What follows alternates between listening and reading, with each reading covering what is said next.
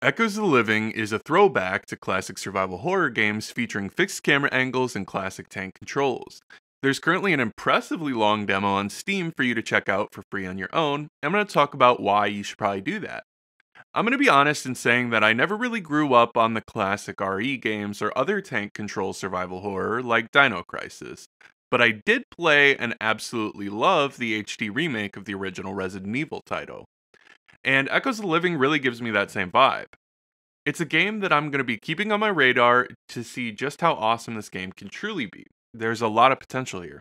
I'll be talking about some issues in the demo, just to mention them, but I know this is a demo and it's early. They're still worth mentioning just in case they aren't fixed, but I'm sure they will be.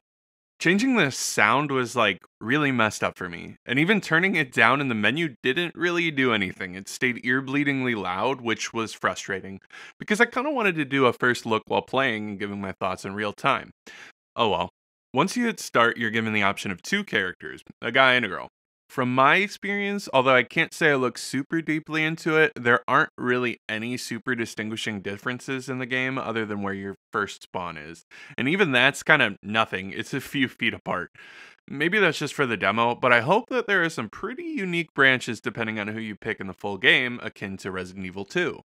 And then you're into it. And it's in a city very much like RE2 on the streets and surrounded by hordes of angry zombies. After a brief run, you're into the bar, which then functions as the first little playable puzzle dungeon, like the mansion or whatever in RE. It's pretty intuitive. You run around and find keys and collect items until you move on to the next more open area.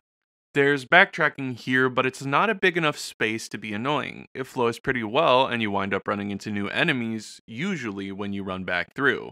There's a nice pace here, and the game actually looks pretty great, I will say. Visually, the models and environment are pretty impressive here for a game that's not big budget, and it's really awesome. The gunplay is like any fixed camera game: stop and aim and shoot, then back up if you need to. I was pretty happy with how many rounds the actual zombies took in Echoes of the Living. They're beefy, but not so beefy that they feel like sponges, and they react to the bullets.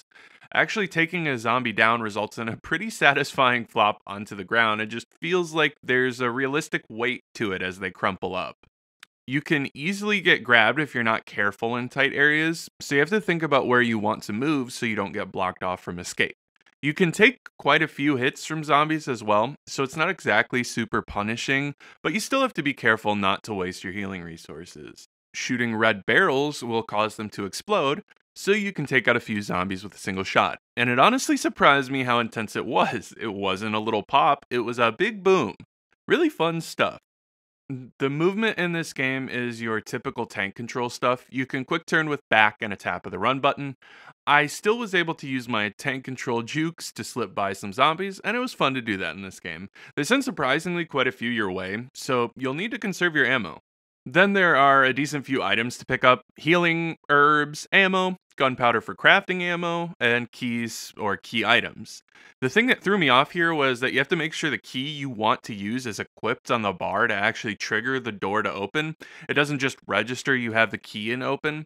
It's a little weird, but I got used to it quickly. The keys automatically discard when they're of no further use, though. There are some actual puzzles and like a lockpick puzzle, kinda. These weren't too difficult, and that's okay. They feel very Resident Evil, and I like them.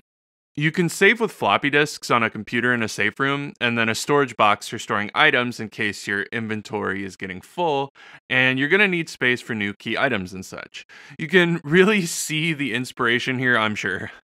I'd honestly just say to give this game a shot. It really is a callback, and so far it's looking to be one that's worthy of being played alongside the greats. This doesn't just feel like a cash grab, it feels like a passion project that has had plenty of thought put into it. There isn't much story yet, I'm sure that's just because of the demo, but the game overall feels really good and nostalgic.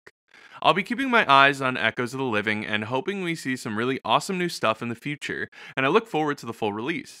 I'd say give the demo a shot on Steam if you've got some time to kill. It's fun and surprising, it kinda came out of nowhere for me. Let me know if you check it out or have checked it out and how you feel about it.